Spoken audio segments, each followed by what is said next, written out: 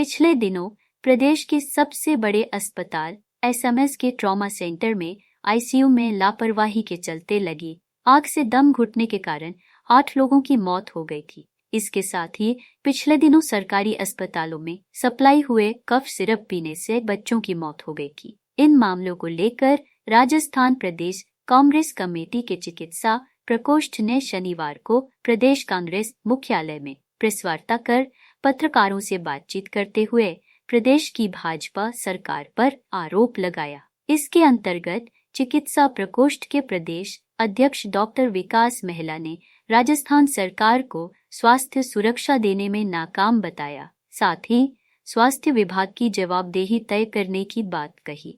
प्रदेश कांग्रेस चिकित्सा प्रकोष्ठ संगठन महासचिव कृष्ण शर्मा ने विगत लगभग 2 वर्षों में सरकार की स्वास्थ्य सुविधाओं की ओर बेरुखी को इंगित करते हुए बताया कि वर्तमान में लगातार हो रही घटनाओं से यह साबित होता है कि सरकार आमजन को बेहतर स्वास्थ्य सेवाएं देने में विफल रही है।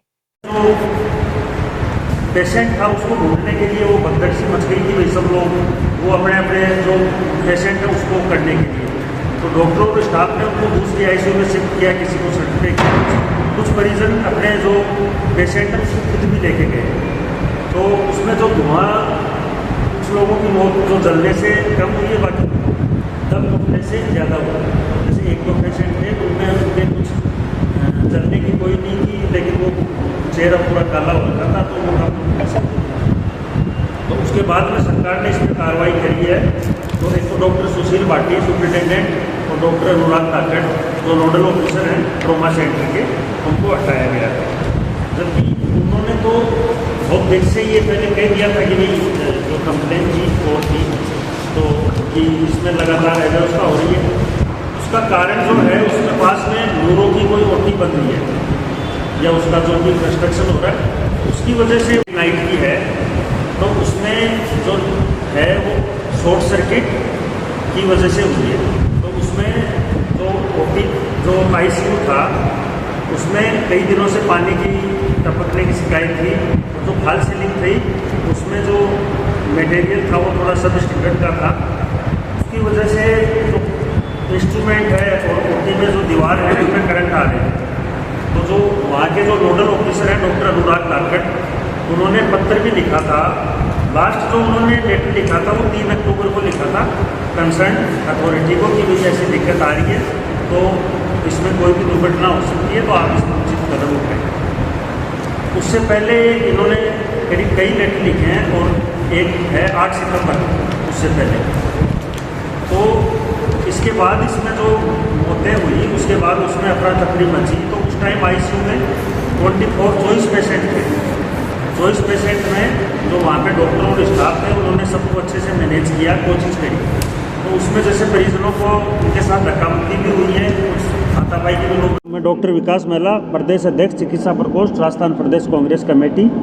तो जो आगजनी की जो घटना हुई है संडे को लेट नाइट, उसके लिए हमारी जो मांग है उच्च स्तरीय जाँच और उसमें जो भी दोषी पाया गया अभी तक जो क्या है कि 2 डॉक्टरों को हटाया गया उनके पद से। तो उनका जो कहना है कि भाई उन्होंने तो अपना जो सब लिखित में दे दिया था, तो जो प्रशासन को सूचित करवा दिया गया था कि ये गड़बड़ हो रही है। कई दिनों से उसमें जो करंट आ रहा था, जो इंस्ट्रूमेंट आ रहा था, दीवारों में भी करंट आ रहा था, छत को टपकने की भी शिकायत थी, फॉल सीलिंग में भी गड़बड़ थी, जो पानी का जो निकास है उसमें भी दिक्कत थी। तो वो उन्होंने अवगत करा दिया था। तो उसके लिए उसमें जो भी दोषी हैं उनके खिलाफ जो भी कार्रवाई है उचित कार्रवाई होनी चाहिए और आगे नहीं हो उसके लिए ठोस प्रबंधन होने चाहिए। वो 2-3 बार पहले बैन हो चुकी तो उसकी वो जो पूरा करके उसको डिबार्ड करना चाहिए। सिरप है, कप सिरप में जैसे सबसे पहले जो कंप्लेन आई वो डेक्स्ट्रोमेथोर्फोन ब्रोमाइड साल्ट है जो अपने कप सिरप है उसके लिए उसमें जो यूज होता है। तो पहले सबसे पहले झुंझुनू में उसकी शिकायत पाई गई तो उसका वो उन्होंने जांच करी तो सरकार ने ये कहा कि भाई वो सप्लाई हमारे करी नहीं गई थी, अपने यहाँ से जो निःशुल्क दवा योजना है उसमें नहीं करी गई। फिर दूसरा इंसिडेंट सीकर में हुआ, एक नित्यांग शर्मा बच्चा है उसकी डेथ हुई है, एक भरतपुर में हुई है, एक जयपुर में एक लड़की एडमिट हुई थी लेकिन वो अभी ठीक है, उसमें वो अभी रिकवर कर गई। ठीक है। दर्शन शर्मा संगठन महासचिव चिकित्सा प्रकोष्ठ प्रदेश कांग्रेस लोगों ने प्रेस कॉन्फ्रेंस करी है। आप सभी मीडिया साथियों के माध्यम से हम गवर्नमेंट को स्वास्थ्य सुरक्षा देने में जो नाकामयाब रही है उसके लिए हम लोगों ने आपके बीच में आज उपस्थित रहे हैं हम लोग, और हम चाहते हैं कि जो भी दोषी है उनके ऊपर पूरी कार्रवाई की जाए और स्वास्थ्य के साथ खिलवाड़ ना करें, आम जनता को राहत दें। इसी तरह की और खबरें देखने के लिए सब्सक्राइब करें कामयाब कलम न्यूज़ चैनल।